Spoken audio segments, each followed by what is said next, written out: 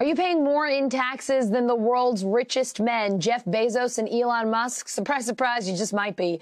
A ProPublica analysis of tax returns from the 25 wealthiest Americans shows they're paying little in income taxes compared to their fortunes, sometimes nothing at all. ProPublica isn't saying how it got this tax data, but says it went to considerable lengths to confirm that the information is accurate, adding that it got the documents in raw form with no conditions or conclusions. ProPublica isn't alleging that any of the people in this story did anything illegal. Meanwhile, we should mention NBC News has not independently verified their report. One of the co-authors of that report, Jesse Eisinger, is here. He's a ProPublica senior reporter and editor. All right, Jesse, big picture, this is no big surprise, right? We've long suspected, heard anecdotally, that the rich might not be paying their fair share in taxes. But we have never really seen specifics like this. You're reporting that Jeff Bezos, the richest man in the world, paid 0 federal income taxes twice. Elon Musk, the second richest, didn't pay a penny in federal income taxes in 2018. Michael Bloomberg, George Soros, they have all paid no federal income taxes in years past, all legally low. So could you tell us first about the data you analyzed here to get that information? Sure. I think that, people are cynical about taxes and the wealthy, but I don't think that people really understood that you could be a multi-billionaire and actually pay 0 recently. Elon Musk in 2018, 0 federal taxes. So we obtained a vast trove of IRS data, not just tax returns, but tax information, including stock trades and audit information.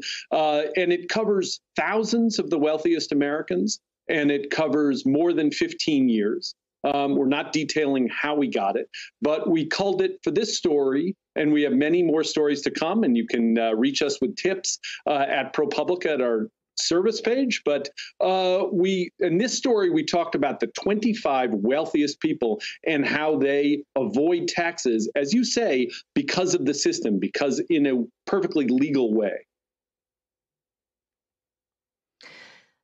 I want to ask you about some of the specifics here, some of these numbers. In 2018, the top 25 wealthiest Americans were worth a combined $1.1 trillion, according to Forbes. Now, you report it would take 14.3 million ordinary American wage earners to equal that same 1.1 trillion in wealth. According to your analysis, the rich guys paid 1.9 billion in taxes. The wage earners paid 143. Can you explain how that happens?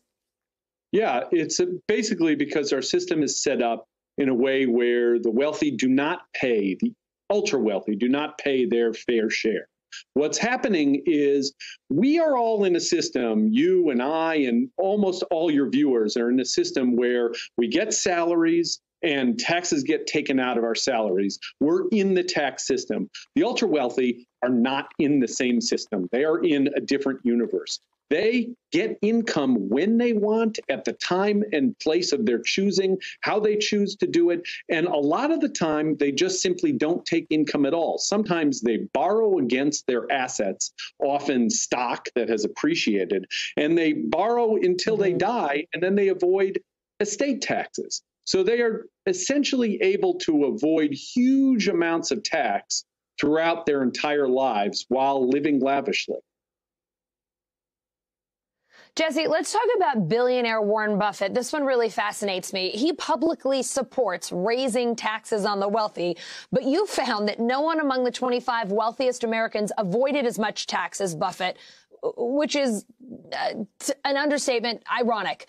You write that according to Forbes, his riches rose $24.3 billion between 2014 and 2018, and that the data shows over those years he paid $23.7 million. Let's talk about what that tax rate looks like and how he in particular pulled that off. Yeah, so what that means is that for every $100 that his wealth goes up, he paid 10 cents in taxes. Now, the average American, typical American making 60 or 70,000, when you talk about income taxes, they're paying 14%. So they're paying $14 on every $100 that they bring in income versus wealth growth for Warren Buffett. So he's out of the system entirely. So when he talks about raising taxes, and to his credit, he has said the wealthy should pay more in taxes, the wealthy have won my class has won this war, this class war. When we talk about raising taxes, that really wouldn't touch Buffett at all. He's out of the tax system entirely. He doesn't take income in substantial amounts. So, Jesse, you heard from Buffett. What did he tell you about his taxes, about your reporting here? What kind of a response did you get from him? Well, the main thing is he conceded all the data because it's all valid and it's all verified. He said that he pays all the taxes that he is legally obligated to pay. And then he says that he's going to give away most of his money to charity. Now, that's an interesting point of view, and to his credit. But what the point that he said was, I'd rather give my money to philanthropy than give it to pay down Chinese debt, or pay down debt to Chinese holders of our treasuries. Now, lots and lots of people would prefer to take their tax dollars and not pay for this, that, or the other thing. Right. They get that choice. The rest of us don't. Right. I think we'd all prefer to give our tax money to charity. That would feel good, but we just don't have the options necessarily that the wealthy do. Did any of the other top 25 wealthy Americans respond to your request for comment on this report other than to say we didn't do anything illegal? Michael Bloomberg, who paid zero in tax in a recent year in 2010, he said that this was a violation of his privacy. We disagree, and we think that this was in the public interest to publish this information. And he also noted that he gives a lot to charity, and he said that he hoped that the person or people or whoever leaked this information, if it was in fact leaked, would be found and held culpable.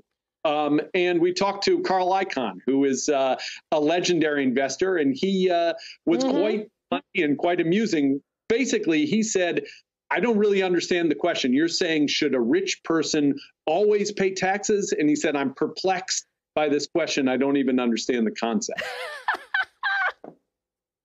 All right, that might be my favorite response of all. Listen, Jesse, I am the daughter of a CPA, so I found this report particularly intriguing, but I think a whole lot of folks do. You don't often get a look at this kind of information and the opportunity to analyze it. Thank you so much for coming on to talk with us. I think a lot of people are going to be talking about this one this week for sure.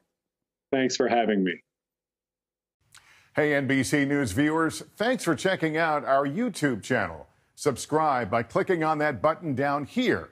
And click on any of the videos over here to watch the latest interviews, show highlights, and digital exclusives. Thanks for watching.